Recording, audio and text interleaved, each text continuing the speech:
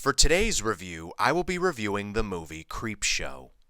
This movie has always been one of my favorite horror films of all time, and given that this is the time of the year for horror, I figured I'd review it.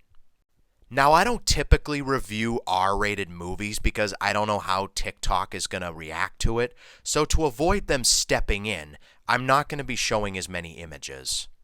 So anyway, Creepshow is directed by two horror legends, George A. Romero and Stephen King. The two came together to make this movie, which was released in 1982. The movie is an anthology film which contains 5 short stories, all based around Stephen King novels. Well, almost all of them anyway.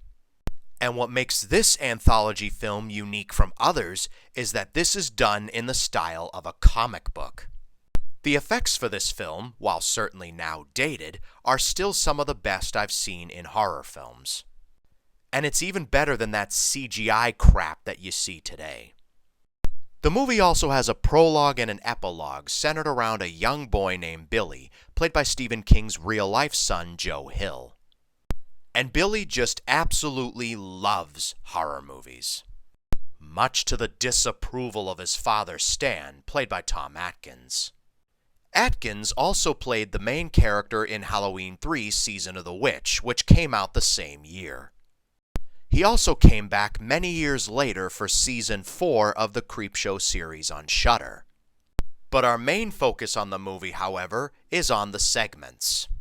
The first story, titled Father's Day, centers around a group of rich jerks who are celebrating Father's Day. The main cast of characters includes Aunt Sylvia, played by Carrie Nye, her nephew Richard and her niece Cass, and Cass's newly wedded husband Hank, played by Ed Harris. They're all waiting for one more guest to arrive, their great aunt Bedelia, played by Vivica Linfors, who is running late. She usually likes to visit her father's grave for about an hour before joining them for a nice baked ham dinner. Her father, whose name is Nathan Grantham, is the reason everyone's celebrating. 7 years earlier, Nathan was tragically unalived by Bedelia after she hit him with an ashtray. And 7 years later, he decides to rise back from the grave and get revenge on all of his descendants. This story is definitely a powerful one, and one of my favorite of the 5. Our second story is titled The Lonesome Death of Jordy Verrill. The movie stars a dim-witted farmer named Jordy Verrill, played by Stephen King himself, who discovers a meteor that landed right by his farm. He gets the idea to bring it to the local college and try to make money off of it.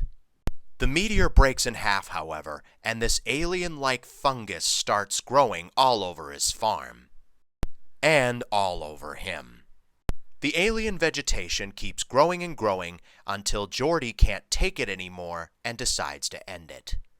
While this story still has a creepy factor, it's a lot more tragic than scary. Our third story is titled Something to Tide You Over. It stars a very sadistic man named Richard Vickers, played by Leslie Nielsen, who is punishing his wife Becky along with her lover Harry Wentworth, played by Ted Danson, after he caught them having an affair with each other. He does this by burying them up to their heads in the sand at the beach and letting the high tide deal with them. However, the two end up coming back as watery revenants that night to get revenge on him. This story is among my favorite of the 5 because of the build-up that this story has. And plus, it's Leslie Nielsen. He's great in every movie he's in. Our fourth story is titled The Crate and is one of the longer stories.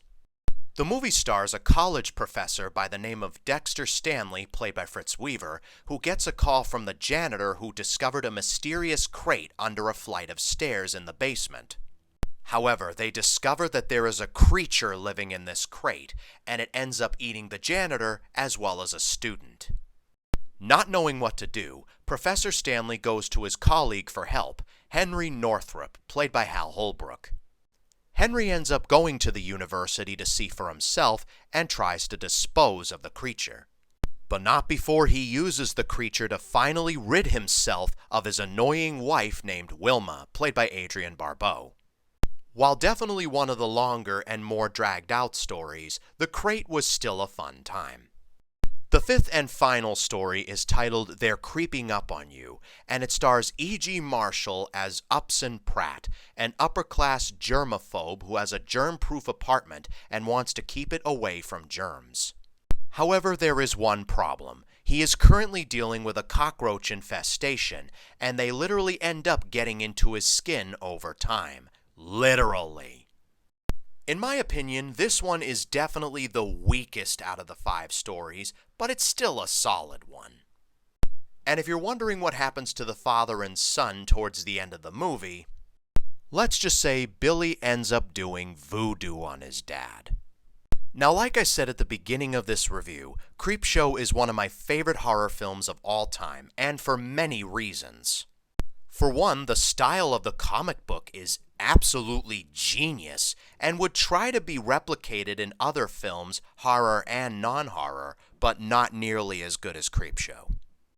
The scares are terrifying, and the movie has a lot of funny moments at some points, and it has a lot of big names in it. Overall, I give this movie a 10 out of 10. It is a must-see, and I highly recommend this one.